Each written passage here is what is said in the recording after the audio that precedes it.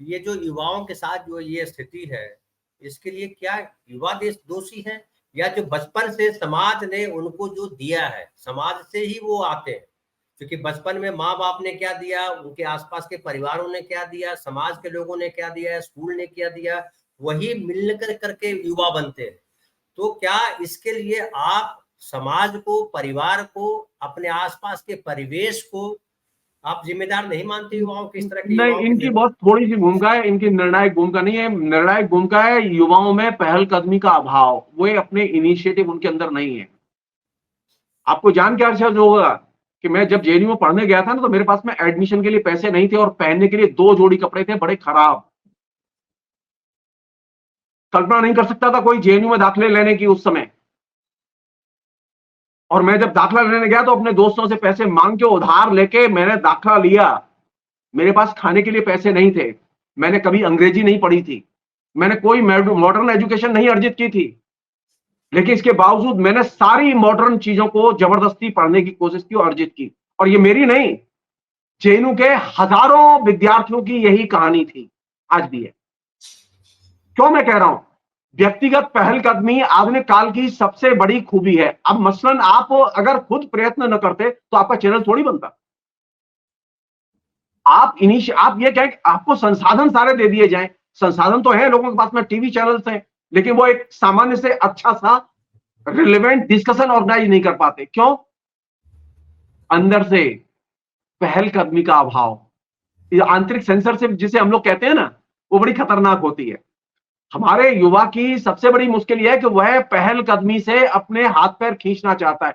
वह अगर पहलकदमी करता है तो वो सिनेमा देख लेता है, वो पहलकदमी करता है तो वो एक अच्छी लड़की खोज लेता है प्यार करने के लिए, लेकिन वो पहलकदमी करके एक अच्छी किताब नहीं खोजता कि वो शहर में किताब कहां से आएगी। सवाल यह है कि ये बेचैनी, पुस्तक के लिए बेचैनी वैसे ही होनी चाहिए जैसे मुझे अपने लिए ये सांस, मुझे पवित्र हवा चाहिए, मुझे प्रदूषण रहित हवा चाहिए। इसके लिए प्रयत्न करना होता है। और लेकिन हमारी मुश्किल क्या है कि हम हर चीज ये समाज के खाते में कब तक डालेंगे? बिल्कुल नहीं, एकदम नहीं। मेरे तो परिवार में कोई मॉडर्न एजुकेशन में गया ही नहीं, पूरी सेंचुरीज में नहीं गया। मेरे आसपास कोई नहीं गया। मेरे साथ के जो लोग थे वो मुझसे अच्छे पढ़े लिखे लोग थे, उसी एनवायरमेंट में थे। एनवायरमेंट की न्यूनतम भूमिका होती है, निर्णायक भूमिका होती है आधुनिक काल में व्यक्ति की निजी पहलकदमी की। पहली चीज। दूसरी चीज, व्यक्तिवाद। मेरी इच्छा है, मैं इसे करूंगा, मैं इसे हासिल करना चाहता हूं, मैं इसे करना चाहता हूं। वह लड़का कोशिश करता है तो वो आईआईटी में एडमिशन हो जाता है उसका, वह कोशिश करता है तो वो डीएम बन जाता है, सीएम बन जाता है, वो पीएम बन जाता है। लेकिन वही लड़का अगर कोशिश करे तो वो एक अच्छा सोशल साइंटिस्ट नहीं बन पाता। और ये मेरे लिए चिंता की चीज है। हिंदुस्तान पीछे क्यों है?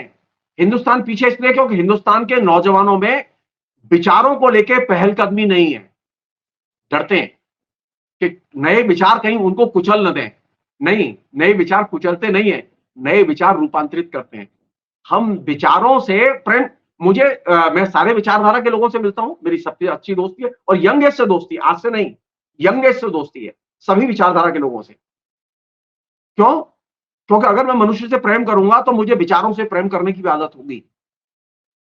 विचारों से प्रेम खाली करके आप मनुष्य से को छोड़ के विचारों से प्रेम करेंगे, किताबों से प्रेम करेंगे, इससे बात नहीं बनेगी। मुझे किताबें भी चाहिए, मुझे नए विचार भी चाहिए, और मुझे आसपास के सारे लोग चाहिए, वो चाहे अच्छे हों, बुरे हों, अनपढ़ हों, जाहिल हों, अशिक्षित हों, सब चाहिए। मैं ये नहीं कह सकता नहीं मैं तो बहुत पढ़ा हूं जी, मैं तो आपसे बात नहीं करूंगा क्योंकि आप तो अनपढ़ आदमी है। नहीं, मुझे ये जो अनटचेबिलिटी वाला जो भाव बोध है कि मैं तो इंजीनियर हो गया हूं, जब मैं इनसे क्यों सीधे मुंह बात करूं, ये तो एक पत्रकार आदमी है। नहीं, बिल्कुल नहीं। ये जो अपने अंदर एक खास तरह की थोथी सुपीरियरिटी जो युवाओं में है, वो जाति की है, वंश परंपरा की है, धर्म की है।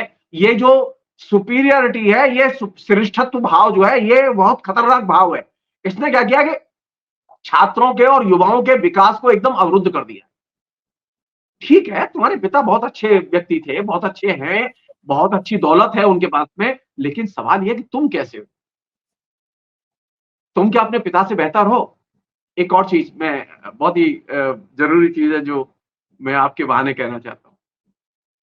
आप किसी भी लड़के से पूछिए या किसी भी लड़की से पूछिए, लड़की से पूछिए तू क्या अपनी माँ जैसी बनना चाहती है? कोई लड़की अपनी माँ जैसी नहीं बनना चाहती। क्यों? माँ ने तो जन्म दिया है, माँ ने पेट में रखा है, माँ ने पाला है, माँ ने अपने अमूल्य 25 साल खर्च किए हैं तुम्हें बड़ा करने में, लेकिन तुम माँ जैसी बनना नहीं चाहती हो। इसका मतलब यह कोई ऐसी चीज है जो कि माँ से अलग है और आगे विकसित, जो कि तुम्हारे जेहन में। वही लड़का, वही लड़का जो कि अपने पिता की सौगंध खा के बड़ा होता है, पिता जैसा बनना नहीं चाहता। पिता ने जिस परिवेश में अपना जीवन गुजारा, उस परिवेश में लौटना नहीं चाहता पढ़ने के बाद। हिंदुस्तान की पूरी हिस्ट्री इसी से जो बनी हुई है, मिडिल क्लास के लोगों की। जिस दिन हम पढ़ लेते हैं, हम पहला काम ये करते हैं, अब हम बेगूसराय नहीं जाएंगे। अब अरे भाई, बेगूसराय में बड़े हुए, बेगूसराय में खेले कूदे बड़े हुए। मैं लौट के मथुरा गया, लोगों ने कहा अरे कोई आता है लौट के, आप तो कमाल कर रहे हैं। अरे मैंने कहा कि यार मेरी जगह है, ये मेरी जगह है।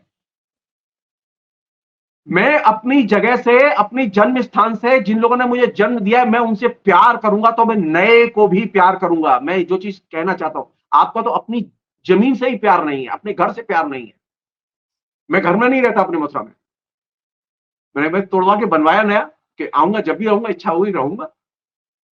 मेरा घर तो है, मेरे मन में रहे। मैं बहुत पहले, 40 साल पहले मैंने पूजा वूजा सब छोड़ दी थी, मैं सब संभाली आके। क्यों? मुझे उससे राशन नहीं आने वाला। वो मेरी जगह है, ये अनुभूति मैं किसी भी कॉस्ट पर नष्ट नहीं करना चाहता। मैं एंजॉय करता हूं उसे। मेरे साथ के जितने लोग हैं भांग पीते, मैं भांग नहीं पीता, मैं कोई भी नशा ही नहीं किया मैंने अपने जीवन में कोई। तो वो कहते हैं कि तुम बेकार आदमी हो, तुमने कभी भांग नहीं पी। अजेन वाले कहते हैं तुमने कभी दारू नहीं पी, तुम बेकार आदमी हो। अच्छा मैं क्या छोड़ दूं? नहीं, मुझे वो भी चाहिए, मुझे ये भी चाहिए। मुझे वे लोग भी चाहिए जो सन्यासी हो गए हैं, उनसे भी मैं बात करता हूं और प्यार करता हूं। क्योंकि फिर मैं कह रहा हूं, हर व्यक्ति अलग होता है, हर व्यक्ति की दुनिया अलग होती है, लेकिन मैं इसकी बिना पर उसके साथ में अपनी दूरी नहीं बनाऊंगा। मुझे सब चाहिए। जब तक मेरे अंदर ये भाव नहीं आएगा मुझे सब चाहिए, आप तय मानिए युवाओं में परिवर्तन नहीं होगा।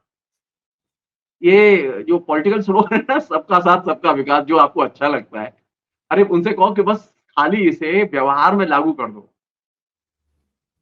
मैं एक बहुत मजेदार घटना बताऊं आपको।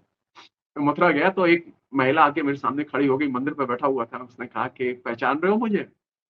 मेरी तो काटो तो खून नहीं, मैं उसे पहचान ही नहीं पा रहा था। अब मैं उससे अगर ये कहूं मैं नहीं पहचान रहा हूं तो वो हर्ट फील करेगी। तो मैं 1 मिनट सोचता रहा कौन है कौन है, तो फिर 1 मिनट बाद मुझे उसके चेहरा देख के, ये हिस्सा देख के मुझे अंदाजा लगा कि ये फलां लड़की हो सकती है। तो मैंने उससे कहा कि तुम फलां की बेटी हो? बोले हाँ। तूने ठीक पहचाना। बोले तुम जब मथुरा छोड़ के गए थे तो मैं 13 साल की थी, सोचिएगा। अब वो 55 साल की है। अब वो बोली कि तुमने पहचान कैसे लिया? अब मैंने कहा कि ये मत पूछो, लेकिन बस ये गया कि वेरिफिकेशन ठीक हो गया, वेरिफिकेशन ठीक हो गया। अब मैं गया स्वामी हरदास के आश्रम। मैं जाता था ऐसे ही, जब भी मुझे मौका मिलता मैं ऐसे ही घूमता था, मंदिरों में जाता था, दर्शन करता था। तो वहां दरवाजे पर ही मेरे 2 क्लासमेट मिलके, जो व्याकरण से बड़े अच्छे विद्वान आचार्य। अरे बोले ये तुम तो बड़े अच्छे मिले, और गुरुजी से तो बड़ी बात होती है, वो तुम्हारी बड़ी याद कर रहे हैं। अब मेरी समझ में नहीं आया कौन गुरुजी और कौन याद करता है, क्योंकि मैं तो 40 साल बाद लौटा। तो मैंने कहा कि चलते हैं अंदर, चलते हैं। तो उनका रुकोगे? मैंने कहा हाँ बिल्कुल रुकेंगे। बोले कि फिर बैठेंगे। मैंने कहा ठीक है। तो गए साहब। तो स्वामी हरदास का जो आश्रम है उसका जो उत्तराधिकारी है अभी, उन्होंने बिठाया मुझे और उन्होंने कहा कि आप पहचान नहीं रहे हैं मुझे। उन्होंने मेरे पिता के रेफरेंस से कहा आप फलां के बेटे हैं और मैं आपको जानता हूँ। मैंने कहा कैसे जानते हैं आप, बताइए मुझे। तो बोले मैं छोटा सा था, आपको छात्र नेता के नाते इलेक्शन में भाषण देते थे, तो मैं सुनता था आपका भाषण, मैं पढ़ नहीं पाया। और आप सोचिए, आप सोच नहीं सकते मैं इतना कितना खुश हूँ आज।